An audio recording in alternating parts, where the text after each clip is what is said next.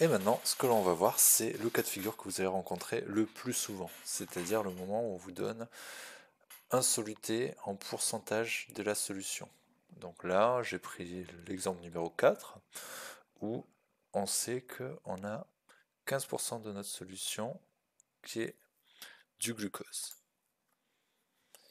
Et nous, ce qu'on nous demande, c'est un résultat en grammes. Et là, on va être extrêmement embêté parce que récupérer 15% de 500 ml, on sait faire, mais notre résultat, il sera forcément en millilitres. Je rappelle que si on fait quelque chose en millilitres, ça donne autre chose, ça donne un pourcentage. En dessous, il faut forcément que ce soit des millilitres. Et un pourcentage. On met toujours des millilitres au-dessus des millilitres, des pourcentages au-dessus des pourcentages. Ça peut marcher avec n'importe quoi, ce sera toujours le cas.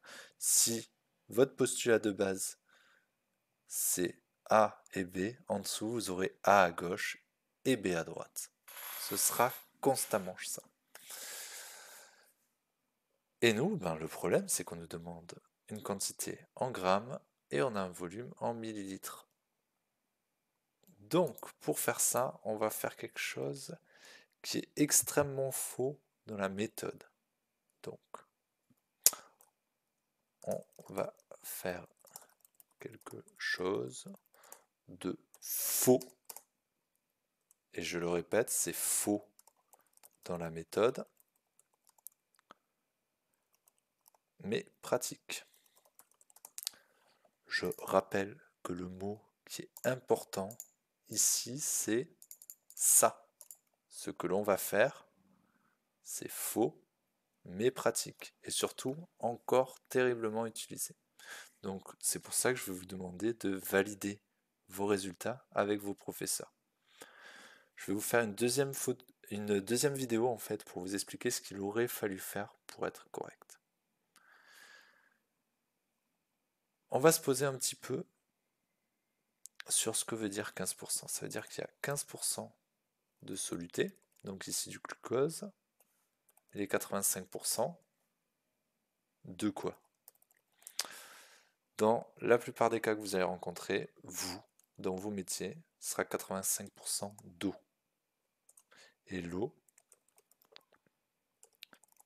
c'est le seul, et ça, je vais le remettre en gras, en gros et en souligné.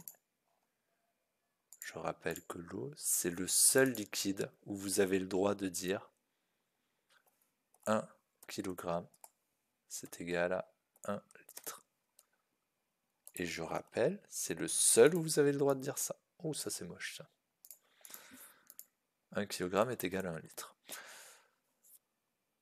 On peut aussi dire que 1 gramme est égal à 1 millilitre. Et bien là, parce qu'on considère qu'il y a 85% d'eau, et je rappelle, ce raisonnement est faux, mais parce qu'on considère qu'il y a 85% d'eau, on peut considérer que dans notre solution, 500 ml, c'est égal à 500 grammes. Attention, ça, et je le répète, c'est scientifiquement faux. Mais c'est ce sur quoi on va se baser pour faire nos calculs. Et ce n'est pas une grosse erreur. On va essayer de faire le calcul si j'arrive à trouver les données pour voir la différence qu'il y a. Mais le fait est que dire que 500 ml d'une solution, donc ça veut dire que quelque chose qui ne soit pas de l'eau, est égal à 500 grammes, c'est quelque chose de faux.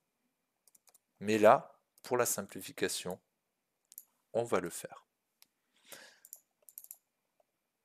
Et donc, du coup, je peux écrire que mes 500 grammes de solution, c'est 100%. Et nous, on veut savoir quel pourcentage représente, quelle masse représente 15% de cette solution. Et ça, c'est très simple. Mathématiquement, on sait le faire, il n'y a aucun souci. On fait 500 fois 15, je rappelle les deux valeurs qui sont en diagonale, et on divise par ce qui reste. Et ça, c'est égal à 75. Et là, on a le droit d'écrire gramme. Et là, vous avez votre solution. Je rappelle, la simplification qu'on a fait là-haut, elle est scientifiquement fausse. Mais dans la vie de tous les jours, ça ne va pas vous faire une grosse erreur.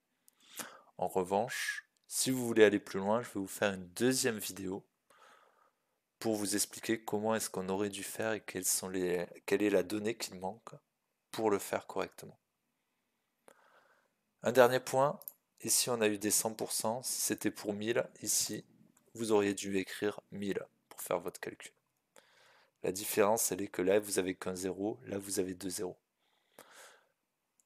C'est tout.